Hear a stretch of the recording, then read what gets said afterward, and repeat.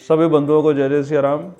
अर्थ सहित श्री सुंदरकांड पाठ के भाग 42 में आपका हार्दिक स्वागत है, आपका हार्दिक अभिनंदन है।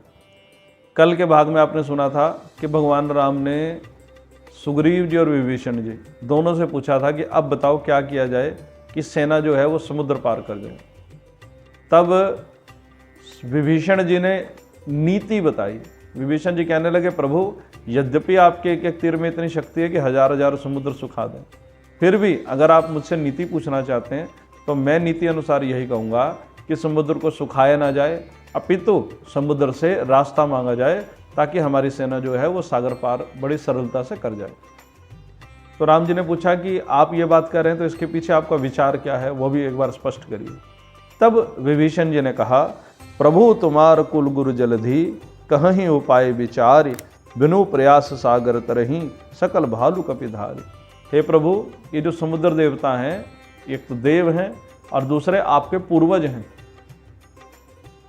आप कृपा करके समुद्र से ही विनती करिए, क्योंकि जब आप विनती करेंगे तो समुद्र देवता आपका वो उपाय बता देंगे कि जिससे हमारी सेना जो है पार हो जाए।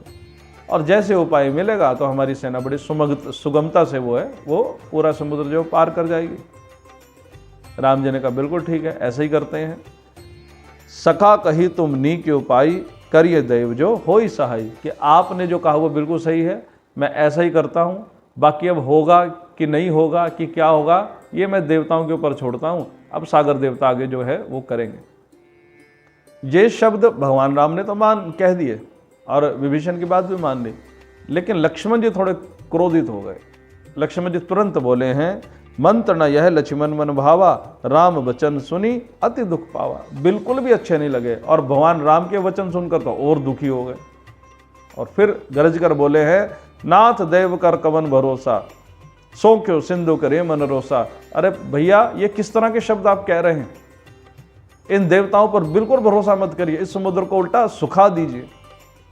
कादर मन को एक अदारा, देव देव आलसी पुकारा। अरे ये तो कायरों के वचन होते हैं जो बार बार कहते हैं देव देव आलसी पुकारा, कि जो करेंगे अपने आप हो जाएगा तो ठीक है।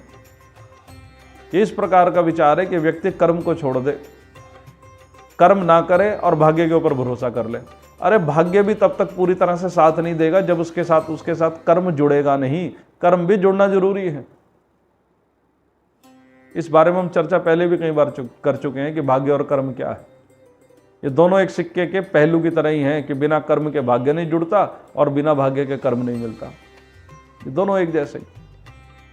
सुनत विहस्य बोले रघुबीरा, ऐसे करब धरो मन धीरा। राम जी ने कहा, लक्ष्मण जैसा तू कह रहा है वैसा भी करेंगे, लेकिन मुझे ये तो बताओ कि इस तरह के वचन तुम बोल क्यों रहे हो? अरे हम क्षत्रिय हैं, हमारे यहाँ देवी देवताओं का पूजन किया जाता है, अरे उनका सम्मान करते हैं, और तुम इस तरह के शब्द बोल रहे हो। ऐसा तुम्हारे मन में विचार कैसे भी आ गया भला? लक्ष्मण जी हाथ जोड़कर बोले, भैया मेरी बातों को अन्यथा मत लीजिएगा, लेकिन मुझे इन देवी देवताओं के ऊपर बिल्कुल भरोसा है ही नहीं। राम जी ने पूछा, भला क्यों? कहने लगे, भैया जिस समय वो कपट का मृग आया था ना और आप पीछे गए थे मारने के लिए, और जैसे ही आपने उसके ऊपर तीर चलाया उसने आप ही की आवाज निकालकर मेरा नाम पुकारा, और भाभी ने जब मुझे भेजा तो जाने से पहले मैंने लक्ष्मण रेखा तो खींची, लेकिन मैंने सभी देवी देवता जो वहां विद्यमान थे उन सबको कहा कि भाभी की रक्षा करना। लेकिन भैया हुआ क्या? जैसे ही रावण के अस्त्र शस्त्र देखे जितने देवी देवता थे सब डर गए, सब भाग गए वहां से। और मैं समझ चुका हूं भैया कि जितने देवी देवता ये शस्त्र की भाषा ही जानते हैं, ये प्रेम की भाषा को जानते ही नहीं। भैया देर मत करिए, तुरंत इसको सुखाने का काम करिए। राम जी कहने लगे, कोई बात नहीं, क्योंकि महाराज विभीषण ने हमको बात कही है, उनकी बात भी मानेंगे, लेकिन अगर काम ना बना तो जैसा तुम कह रहे हो वैसा भी करने में मुझे कोई किसी भी प्रकार की परेशानी नहीं होगी, मैं वो भी करूंगा। जब ही विभीषण प्रभु पै आए, पांचे रावण दूत बैठाए। भगवान राम उसी समय समुद्र के किनारे कुशा का आसन लेकर बैठ जाते हैं। एक घटना और घटी है। रावण ने अपने दूतों को भेजा है, शुक और सारण, दोनों ने वानर का ही रूप धारण किया। दोनों की दोनों जाकर सेना के अंदर शामिल हो जाते हैं और जाकर जानकारी इकट्ठे करने लग जाते हैं। जहां भी वानरों के बीच में जाकर बैठते हैं सबको यही सुनते हैं कि भगवान की चर्चा ही चल रही है, भगवान के गुण ही गा रहे हैं। और ये नियम है कि जो भी सुनेंगे वही हृदय में बसेगा। बार बार भगवान के गुण सुनते सुनते सुनते इनका भी मन धीरे धीरे पवित्र होने लगा। और भगवान ने तो घोषणा की है कि मेरे सामने वही आ सकता है जिसका मन पवित्र हो। तो लंका नगरी से आए, अपवित्र थे, वानरों के बीच में आए, भले ही वानरों का रूप धारण किया, खूब भगवान की चर्चाएं सुनी। और जब चर्चाएं सुनकर मन पवित्र हुआ तो भगवान के दर्शन भी हुए। इसलिए संतजन कहते हैं कि भगवान की कथाएं सुनोगे तो कथाएं सुनने से मन के अंदर प्रेम पैदा होता है, और जब भगवान के प्रति प्रेम पैदा होने लग जाए तो फिर भगवान के दर्शन हो ही जाते हैं। हाँ, किसी को थोड़ा जल्दी हो जाते हैं, किसी को थोड़ा बाद में होते हैं। आप कल्पना करो, ये राक्षस हैं और इन राक्षसों का भी मन बदल गया जब इन्होंने भगवान की चर्चाएं सुनी। और जैसी चर्चाएं सुनी और सामने भगवान बैठे हुए दिखाई दिए, और जैसे भगवान को दिखा, जैसे देखा भगवान को, तो इनका जो कपट वाला रूप था वो तुरंत बदल गया, अपने मूल स्वरूप, अपने राक्षस स्वरूप के अंदर दोनों के दोनों आ गए। प्रगट बखान ही राम सुबाऊ, अति सप्रेम गा बिसरु दुराऊ, रिप के दूत कपिन तब जाने, सकल बांध कपीस पही आने। पकड़ लिया गया, बांध कर राम जी के सन्मुख उनको लेकर आया गया। अब चर्चा चल रही है क्या किया जाए। राम जी तो वहाँ बैठे हैं, लक्ष्मण जी ने मोर्चा संभाला, लक्ष्मण जी सामने आए, राक्षसों को खूब पीटने लगे, सब नाक कान काटने लगे।